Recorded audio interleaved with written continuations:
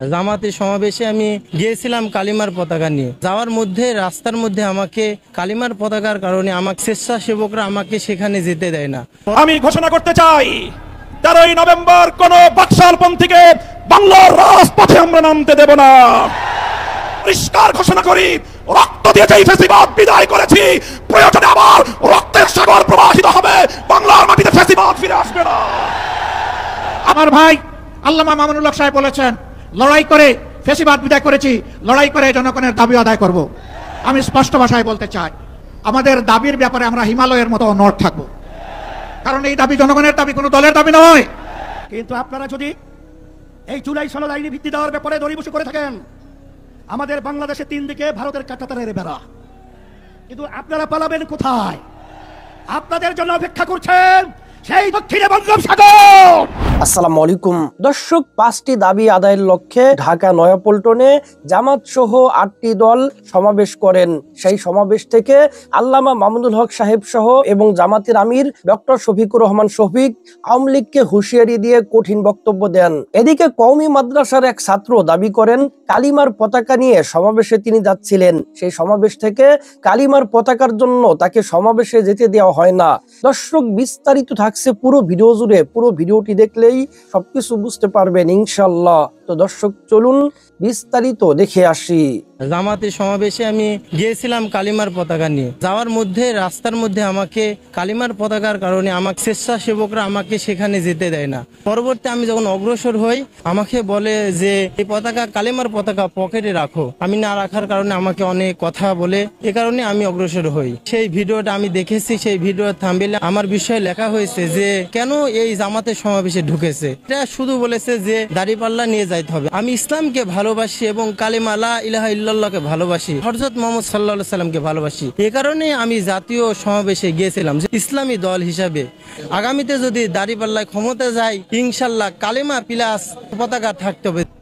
সংগ্রামী দেশবাসী, এ পর্যায়ে আজকের এই জনসমুদ্রে গুরুত্বপূর্ণ বক্তব্য রাখবেন আজকের এই সমাবেশের সম্মানিত বিশেষ অতিথি, বাংলাদেশ খেলাফত মজলিসের মজলুম আমির, কারা নির্যাতিত মজলুম জননেতা শাইখুল হাদিস ইবনে শাইখুল হাদিস হযরতুল আল্লাম আল্লামা মামুনুল হক। বক্তব্য রাখবেন আমিরে মজলিস আল্লামা মামুনুল হক। নারে তাকবীর, নারে তাকবীর, নারে তাকবীর।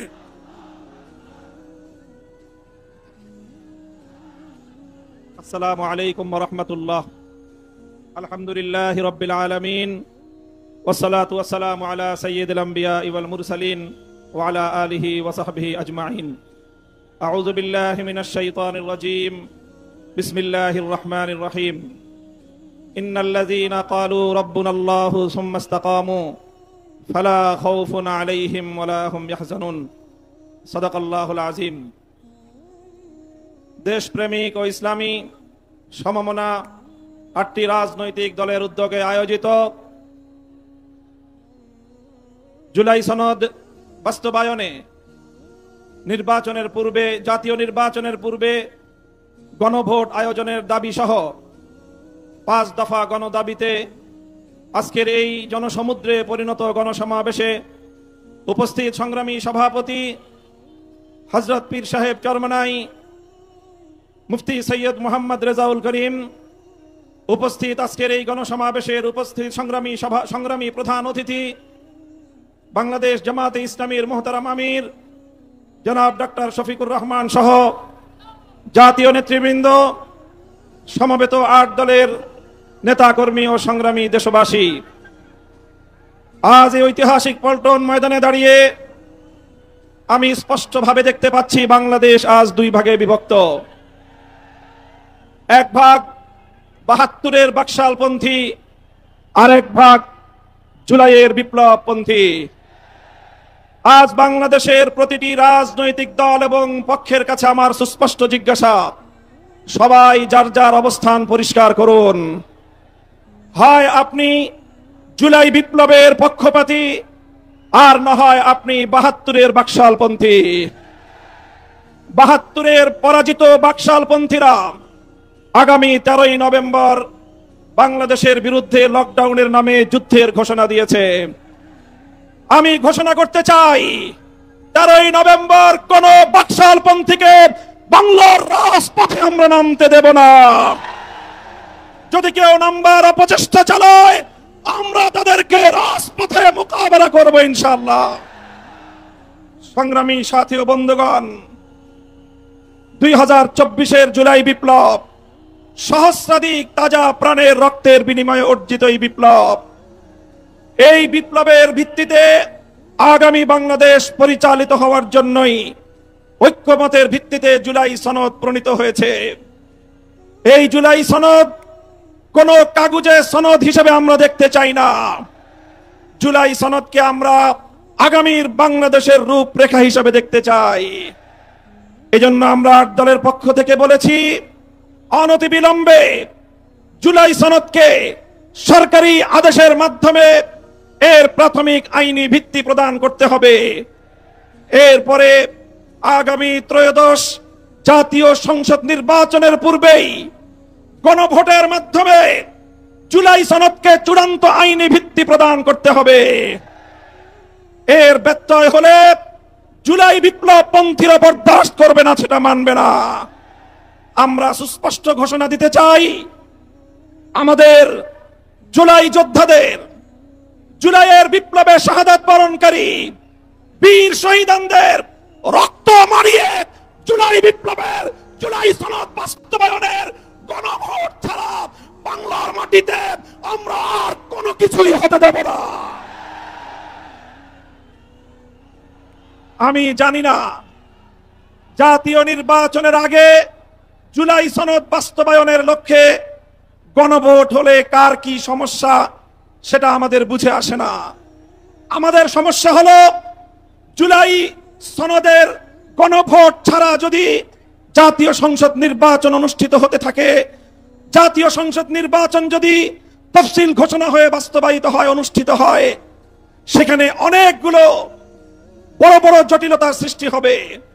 তার মধ্যে অন্যতম একটি হলো দ্বিকক্ষ বিশিষ্ট জাতীয় সংসদের উচ্চ কক্ষ কিভাবে গঠিত হবে, কিভাবে রাজনৈতিক দলগুলো তাদের নির্বাচনী ম্যানিফেস্টো তৈরি করবে, জাতির সামনে তারা তাদের উচ্চ কক্ষের 100 সদস্যের তালিকা কিভাবে প্রকাশ করবে, এই সকল বিষয়ের কোনো সদুত্তর তাদের কাছে নাই।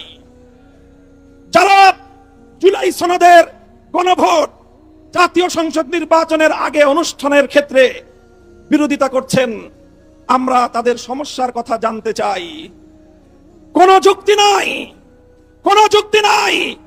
তারা জুলাই সনদের বাস্তবায়নকে ঠেকিয়ে দিয়ে বাংলাদেশে আবার ফ্যাসিবাদ কায়েম করবার ষড়যন্ত্র করছে।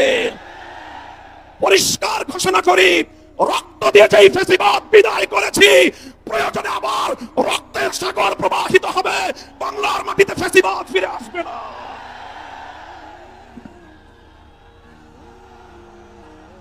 রাজনৈতিক পক্ষগুলোকে বলতে চাই, আমরা রক্ত দিয়েছি বালাকোটে, আমরা রক্ত দিয়েছি শাপলা চত্বরে, আমরা রক্ত দিয়েছি 2015 সালে, রক্ত দিয়েছি 2021 সালে, রক্ত দিয়েছি জুলাই বিপ্লবে। আমাদের মুখোমুখি দাঁড়াবার চেষ্টা করবেন না। আমরা রক্ত দিয়ে অধিকার আদায় করি, রক্ত দিয়ে বাংলাদেশ কিনেছি, রক্ত দিয়ে এই বাংলাদেশের স্বাধীনতা রক্ষা করবো ইনশাআল্লাহ।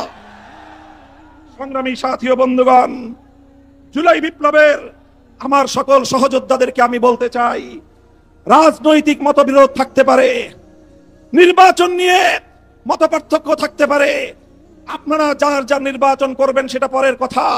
আসুন, যারা জুলাইয়ের বিপ্লবের রাজপথে ছিলেন, জুলাই বিপ্লবের সনদের আইনি ভিত্তি কার্যকর করার জন্য আমরা হাতে হাত রাখি।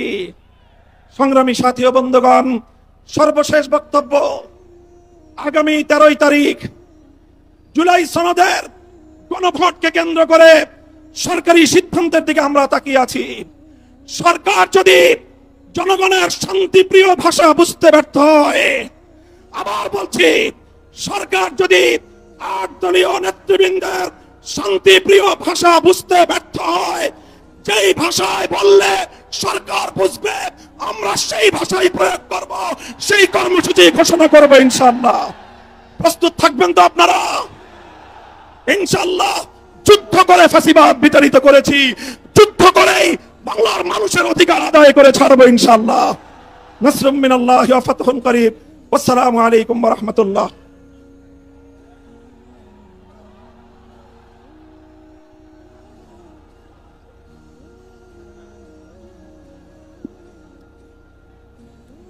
সংগ্রামী ভাই এবং বন্ধুগণ, জুলাই সনদের আইনি ভিত্তির আদেশ জারি, জাতীয় সংসদ নির্বাচনের পূর্বে গণভোট সহ 5 দফা দাবিতে 8 দলের উদ্যোগে আয়োজিত আজকের এই বিশাল জনসমুদ্রে এ পর্যায়ে প্রধান অতিথির বক্তব্য রাখবেন বাংলাদেশের মুক্তিকামী মানুষের প্রিয় নেতা, মানবিক নেতা, বাংলাদেশ জামাত ইসলামীর সংগ্রামী আমির জামাত ডাক্তার শফিকুর রহমান।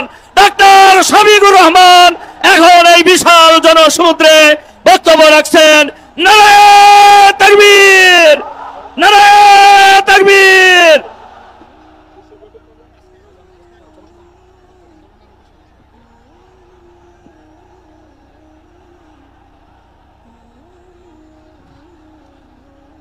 আসসালামু আলাইকুম ওয়া রাহমাতুল্লাহ।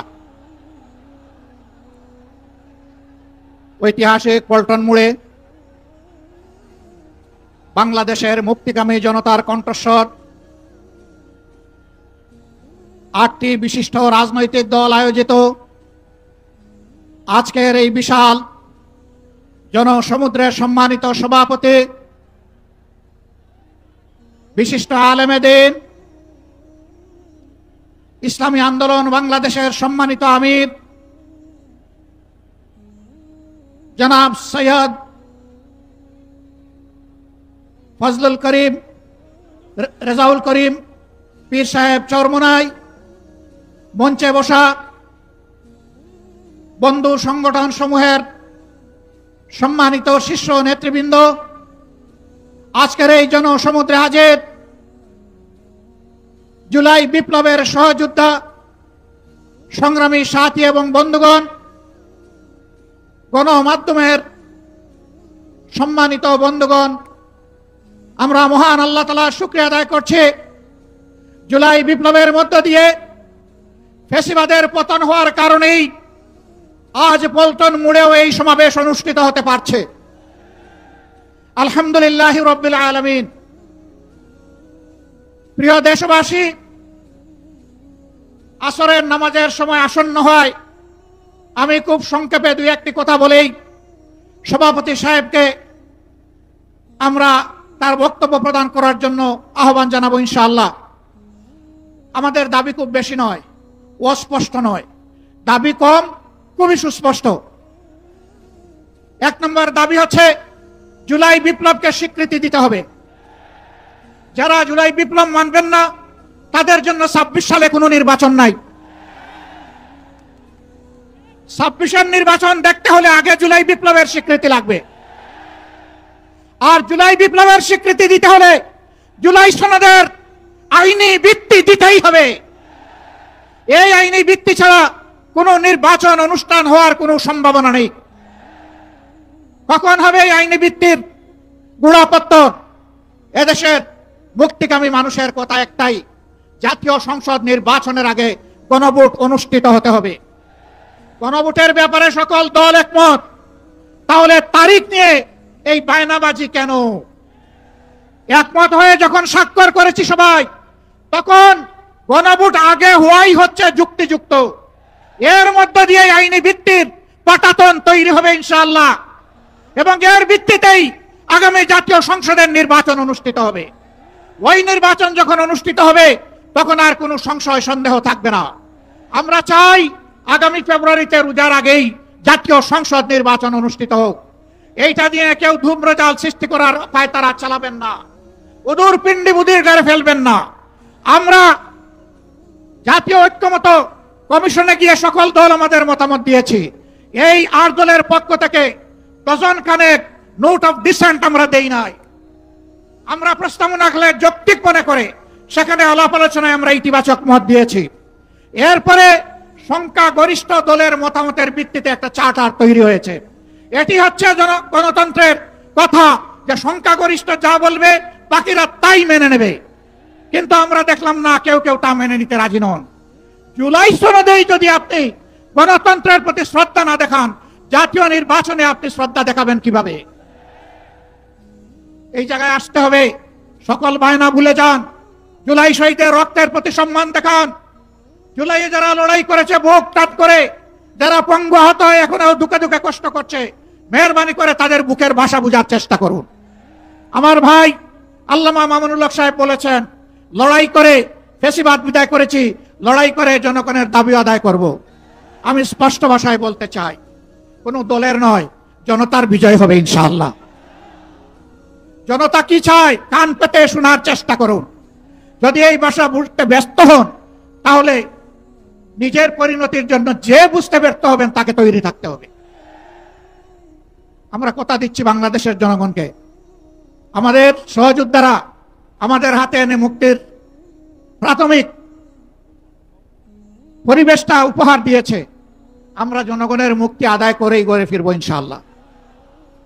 আমরা ভদ্র ভাষায় কথা বলছি, ভদ্র ভাষায় কথা বলবো, কিন্তু আমাদের দাবির ব্যাপারে আমরা হিমালয়ের মতো অনড় থাকবো। কারণ এই দাবি জনগণের দাবি, কোনো দলের দাবি নয়। এই দাবি বিপ্লবের দাবি, এই দাবি ফ্যাসিবাদের দাবি নয়। অতএব ফ্যাসিবাদের দাবির কাছে বাংলাদেশের জনগণ মাথা নত করবে না। তৈরি হন। যতক্ষণ পর্যন্ত জনগণের দাবি আদায় না হবে, আমাদের আন্দোলন দুর্বার গতিতে চলতে থাকবে ইনশাআল্লাহ। আজ শীর্ষ নেতৃবৃন্দ এই মিটিং এর পরে আমরা মিলিত হচ্ছি। পরবর্তী কর্মসূচি যথা শীঘ্রই আপনারা জানতে পারবেন। সেই কর্মসূচি বাস্তবায়নের জন্য প্রস্তুতি নেওয়ার আহ্বান জানিয়ে এবং সরকারকে জনগণের ভাষা বুঝে অতি শীঘ্র গণভোট আগে দেওয়ার সিদ্ধান্ত নেওয়ার আহ্বান জানিয়ে আমার বক্তব্য এখানে শেষ করছি। আল্লাহ হাফেজ। বাংলাদেশ জিন্দাবাদ। আর দলীয় আজকের এই সমাবেশ জনগণের দাবি আদায়ের পাঠাতন হোক। আসসালামু আলাইকুম ওয়া রাহমাতুল্লাহ। সংগ্রামী জনতা, আজকের এই মহাসমুদ্রের সভাপতির বক্তব্য নিয়ে আসেন ইসলামী আন্দোলন বাংলাদেশের সংগ্রামী আমির, জাতীয় ঐক্যের অন্যতম রূপকার, বঙ্গ অভিভাবক হযরত মাওলানা মুফতি সৈয়দ মোহাম্মদ রেজাউল করিম পীর সাহেব চরমনাই এখন সভাপতির বক্তব্য রাখবেন। নারা তাকবীর, নারা তাকবীর।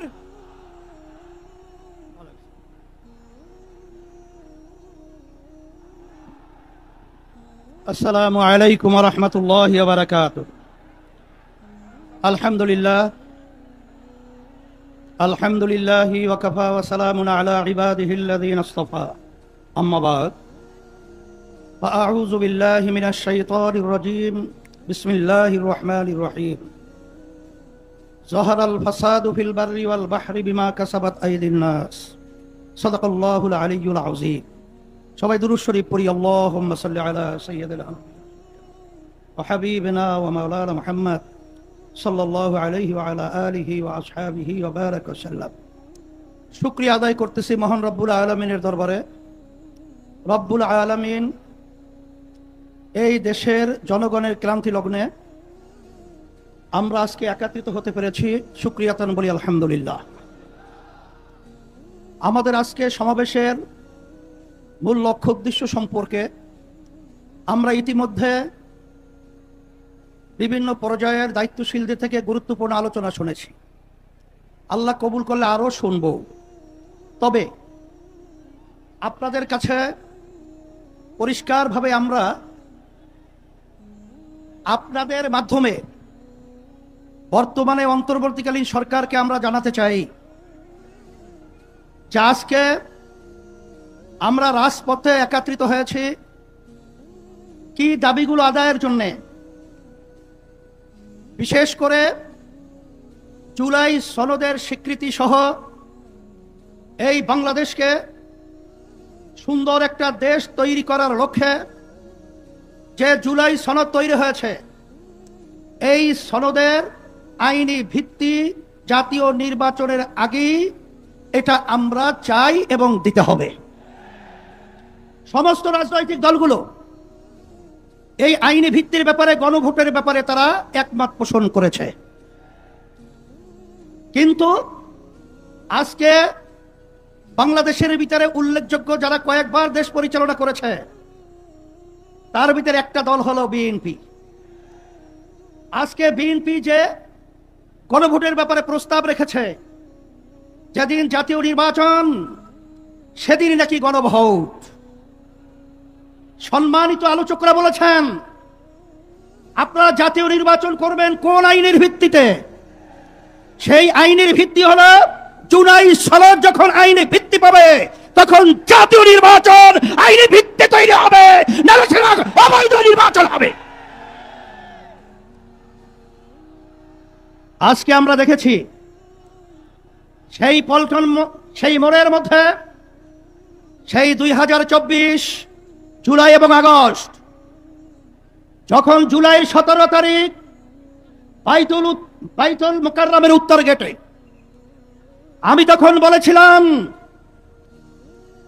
যে আজকে আমাদের সন্তানদেরকে যেভাবে পাখির মতো গুলি করে রাস্তার ভিতরে আজকে লুটিয়ে দেওয়া হচ্ছে, আমি বাংলাদেশের সর্বশ্রেণীর ছাত্র জনতা, আলেম ওলামা, হাফেজ সহ সবাইকে উদাত্ত আহ্বান জানিয়েছিলাম যে এখন আমাদের ঘরে বসে থাকার সুযোগ নেই, ঘরে বসে থাকার সময় নেই।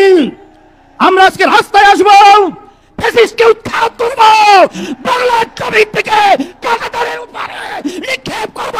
হয়েছে তাই, বাংলাদেশ মুক্ত হয়েছে। সেই হিসাবে আজকে আমরা দেখেছি দুই শ্রেণীর মানুষ এখন দুই মেরুতে অবস্থান করছে। এর ভিতরে এক শ্রেণীর মানুষ হলো যারা নাকি আমরা দেশ প্রেমিক, আর এক শ্রেণীর হলো ক্ষমতা প্রেমিক। ফ্যাসিস্ট আওয়ামী লীগ সরকার তারা দেশ প্রেমিক ছিল না, তারা ছিল ক্ষমতা প্রেমিক। তারা কিন্তু এক পর্যায়ে আমাদের বাংলাদেশ থেকে পালিয়ে কাঁটাতার পার হয়ে ভারতে অবস্থান করছে। নব্য যারা ফ্যাসিস্ট হওয়ার চিন্তা করছেন, যারা ঘনভোট নিয়ে নির্বাচনের আগে দেওয়ার ব্যাপারে তালবাহানা করছেন, আমি তাদেরকে উদ্দেশ্য করে বলতে চাই, আজকে বাংলাদেশের ছাত্র জনতা, সর্বশ্রেণীর মানুষ আজকে জুলাই ভিত্তিক আইনি সর্বপ্রথম চায়, তারপর জাতীয় নির্বাচন চায়। কিন্তু আপনারা যদি এই জুলাই সনদ আইনি ভিত্তি দেওয়ার ব্যাপারে দড়িবসি করে থাকেন, আমাদের বাংলাদেশের 3 দিকে ভারতের কাঁটাতারের বেড়া, কিন্তু আপনারা পালাবেন কোথায়? আপনাদের জন্য অপেক্ষা করছেন সেই দক্ষিণে বঙ্গোপসাগর। এছাড়া কিন্তু আপনাদের পালাবার কোথাও জায়গা নেই। সেই হিসাবে সকলকে আহ্বান জানাবো, ভালো করে বুঝে নেন, জেনে নেন। অন্তর্বর্তীকালীন সরকারকে আমি অনুরোধ করছি, আমরা অনুরোধ করছি যে আপনারা যখন আমেরিকায় গেছিলেন তখন 3টা উল্লেখযোগ্য দলকে সাথে নিয়ে গেছিলেন, জামাত ইসলামী বাংলাদেশ, বিএনপি, এনসিপি। কথা ঠিক কিনা? তা আপনারা জাতীয় নির্বাচনের আগে গণভোট দিতে আপনারা কোন প্রক্রিয়া, কোন হিসাব লাগবে, অঙ্ক শিখাতে হবে। আজকে এনসিপিও চায় যে গণভোট আগে হবে, তারপর জাতীয় নির্বাচন হবে। জামাত ইসলামও চায় আগে গণভোট হবে, তারপর জাতীয় নির্বাচন হবে। শুধু একটা দল বিএনপি, তারা ভোট চায় কখন? জাতীয় নির্বাচনের দিন। বাংলাদেশের মানুষ বুঝে গেছে আপনাদের উদ্দেশ্য ভালো না। যদি আপনাদের উদ্দেশ্য ভালোই হয়ে থাকে, যেখানে আইনি ভিত্তির ব্যাপারে একমত আপনারা পোষণ করেছেন, সেখানে গণভোটে এত গড়িমসি কেন? এটা জাতির কাছে পরিষ্কার হয়ে গেছে। আমরা অন্তর্বর্তী সরকারকে বলবো, আমরা শান্তিপ্রিয়, বারবার রাস্তায় রোদ্রে আমাদেরকে পোড়াচ্ছেন, আপনারা পুড়িয়েছেন, আর কত রাস্তায় নামতে হবে? এরপরে পরামর্শ ভিত্তিক আমরা বাংলাদেশের সর্বস্তরের মানুষদের নিয়ে এমন কর্মসূচি ঘোষণা করব, আপনি গণভোট জাতীয় নির্বাচনের আগে দিতে বাধ্য হবেন, বাস্তব দাবি মানতে বাধ্য হবেন ইনশাআল্লাহ। সেই দিক থেকে আমাদেরকে ও পথে আপনারা হাঁটাবেন না, আমরা ও পথে হাঁটতে চাই না। আজকে জাতীয় সমাবেশের মাধ্যমে আপনাদেরকে আমরা বারবার অনুরোধ করছি, এরপরে যদি আপনাদের শুভবুদ্ধি উদয় না হয় তাহলে কিন্তু পরবর্তীতে আমরা কঠিন কর্মসূচি দিতে বাধ্য হব ইনশাআল্লাহ। আপনারা যে এসেছেন আপনাদের সকলকে আমাদের পক্ষ থেকে আন্তরিক ধন্যবাদ, মোবারকবাদ, এবং সাথে সাংবাদিক বন্ধুদেরকে ধন্যবাদ মোবারকবাদ জানিয়ে, প্রশাসন ভাইদেরকে আন্তরিক ধন্যবাদ মোবারক জানিয়ে আজকে আমার এখানে আলোচনা শেষ করছি। আল্লাহুম্মা আমিন। রব্বানা আতিনা ফিদ দুনিয়া, ইন্না লিল্লাহি ওয়া ইন্না ইলাইহি রাজিউন। আমাদের কোরআন শিক্ষা বোর্ডের নুরুল্লাহ ফয়জি সাহেব হুজুর ইন্তেকাল করছেন, আল্লাহ তাকে জান্নাতের আল্লাহ বাসন্তী হিসেবে করে ইসলামী আন্দোলন বাংলাদেশ প্রেসিডেন্ট সদস্য। ইন্না লিল্লাহি ওয়া ইন্না ইলাইহি রাজিউন। আল্লাহ আপনি তাকিয়ে দেখেন, আমরা আজকে রাজপথে চলে এসেছি ইসলামের কল্যাণের জন্য, দেশের মানুষের কল্যাণের জন্য এবং দেশের কল্যাণের জন্য। আপনি আমাদের ফরিয়াদকে আপনি কবুল করে নেন। আল্লাহ, যারা ফ্যাসিস্ট চরিত্র রয়েছে, যারা ক্ষমতা প্রেমিক রয়েছেন, যারা আমাদের দেশে টাকা বিদেশে পাচার করে, চাঁদাবাজি করে, টেন্ডারবাজি করে, আল্লাহ ওদেরকে আপনি শুভবুদ্ধি দান করেন, নাহলে ধ্বংস করে দেন। সম্মানিত দর্শক শ্রোতা, আশা করি সম্পূর্ণ ভিডিওটি দেখেছেন এবং সবকিছু বুঝতে পেরেছেন। দর্শক, আসলে আমি একটা জিনিস বুঝতে পারলাম না, জামাত কেন ভারতকে ভয় পাচ্ছে। জামাত যদি ভারতকে ভয় না পেত তাহলে সেই সমাবেশে কালিমার পতাকা সহ কেন যেতে দেওয়া হলো না, এটি আসলে আমি বুঝতে পারলাম না। আপনারা যদি বুঝে থাকেন অবশ্যই কমেন্ট সেকশনে জানাবেন। তো দর্শক, আজকের এই ভিডিওটি এ পর্যন্তই। আজকের এই ভিডিওটি ভালো লাগলে লাইক এবং শেয়ার করে দিয়েন। আর হ্যাঁ, নিত্য নতুন আপডেট ভিডিও পেতে চ্যানেলটি সাবস্ক্রাইব করতে ভুলবেন না। দেখা হবে নতুন ভিডিওতে, ততক্ষণ ভালো থাকুন, সুস্থ থাকুন, ফি আমানিল্লাহ।